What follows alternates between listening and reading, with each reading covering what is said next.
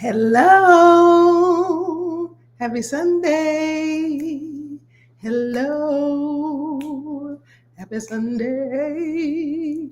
Hey, what's up, everybody? What's going on? Great Sunday evening to you. It's been a minute since I've been live, and here is why. I was resting.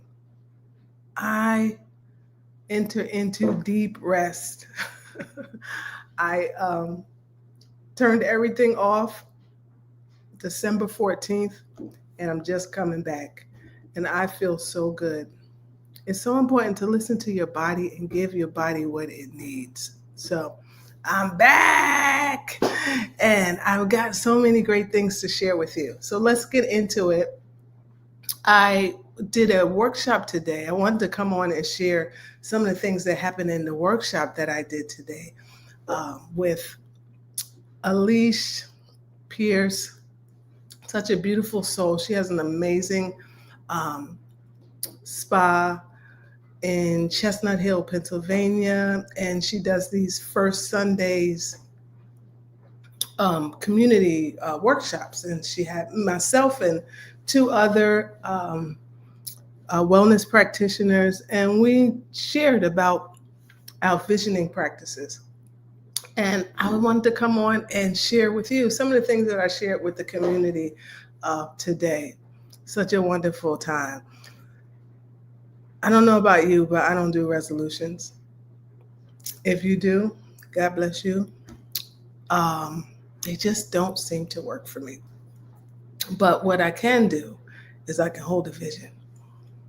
And I know a lot of you have done the vision board. If you haven't done vision boards yet, excuse me, I know you're going to probably start. There's having a vision board parties, and there's so much power in doing those types of activities. One second.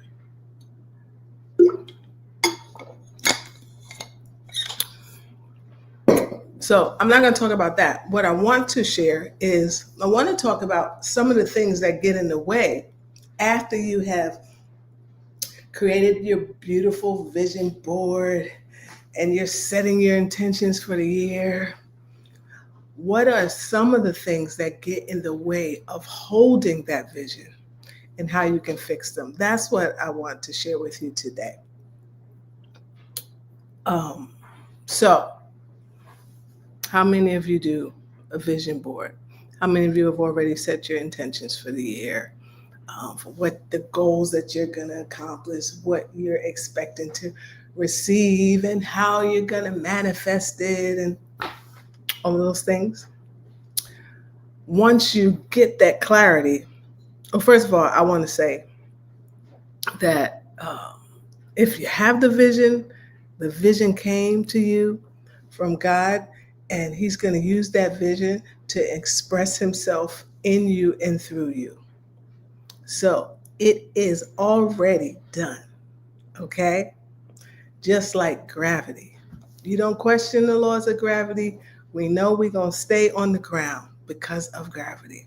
It's the same thing with your vision. When that vision comes to you, when you receive that, and you have that clarity about what it is that you want, it's a done deal.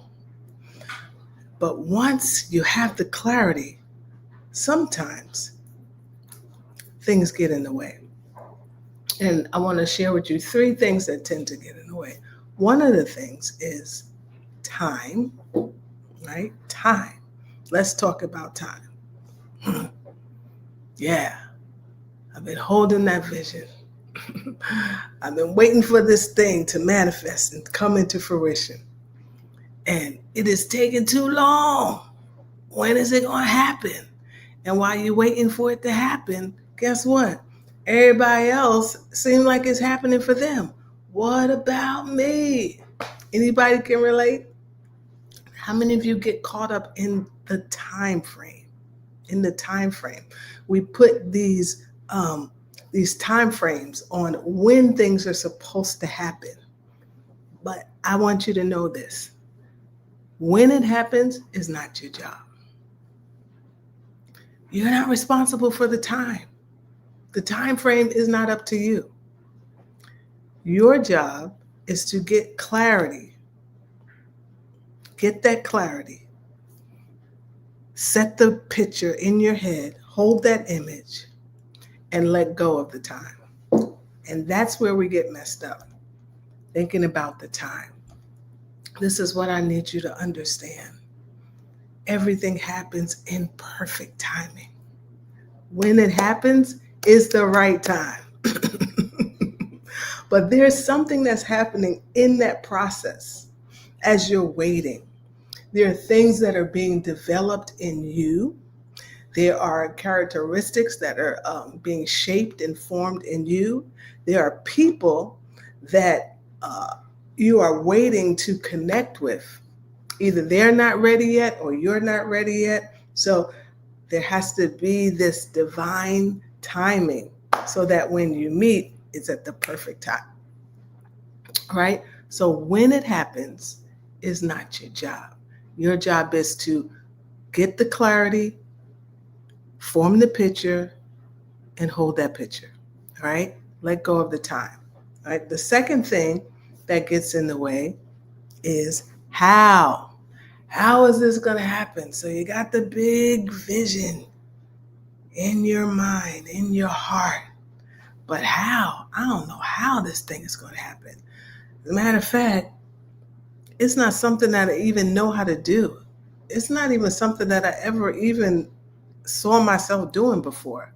But it's in my head, it's in my heart, and I know this is meant to be, but I don't know how. Let go of the how. The how is not your job either. All right, what's our job? What is your job? Your job is to hold the vision, right? To receive the vision, to hold it, to form your picture and hold that vision. How it happens is not your job. And when it happens in the most spectacular way that you could never have even planned for it, that you couldn't have even imagined. So often we may get it, the picture, and then we go to work trying to figure out how it's going to happen. A dead person does not have to die. Oh, you heard what I said? I said a dead person does not have to die. That person is dead. A family member does not have to die in order for you to get this inheritance. You're not gonna win the lotto, or I don't know. My mind is drawing a blank. But we form these opinions on how this thing is going to come. You can't figure out how it's going to come. It's going to come in a way that you would never have imagined. You're going to have a conversation with somebody and they're going to say, "Oh my goodness, you're exactly what I've been looking for." You're going to meet people right at the best timing when they were looking for exactly what it is that you have for them to offer. You can't make this stuff up. It always comes as a surprise, and it always comes when you can't figure it out, when you let go of how.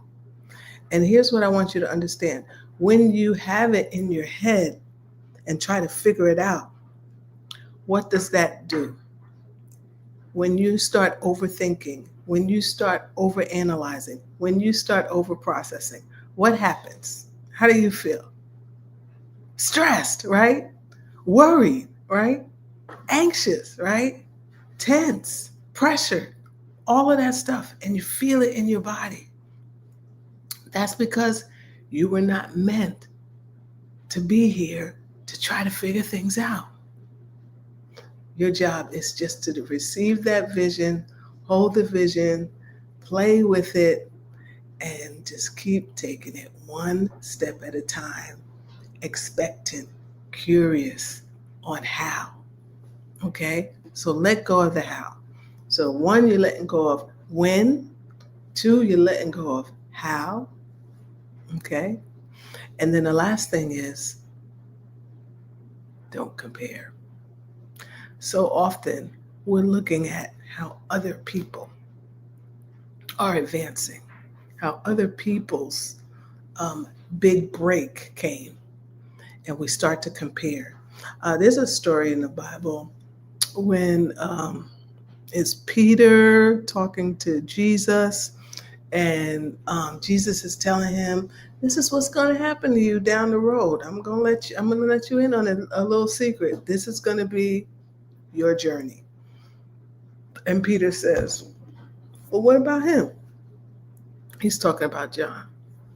He's asking, "What's John's future going to be?" And Jesus is like, what does that have to do with anything? Follow me, right?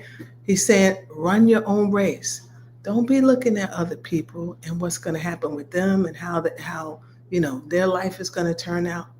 Follow me. Run your own race. And here's what I want you to know. Goodness follows you all the days of your life. Goodness follows you. So as you are on this path, and it's taking long, because sometimes things do take a long time. It's taking long. And you don't know how.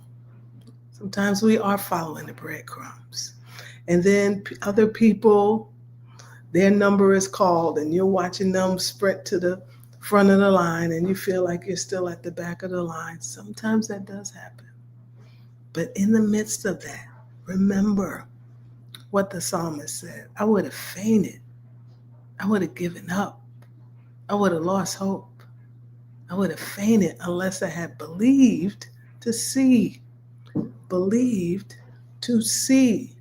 goodness, right? So hold that vision. Hold the vision. Keep it firmly fixed in your mind.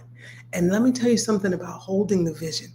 Yes, you want to make your vision board, but the purpose of making a vision board, if you're into making a vision board, is so that you're constantly putting it before you and you see it, and you not only see it, but you feel it. Feeling it.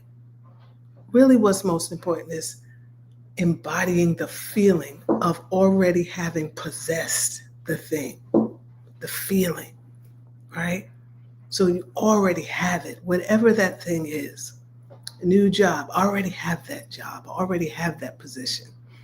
Move to a new community, I'm already there. I'm already with the people. I'm already experiencing the conversations with my neighbor. I'm already taking the trash out.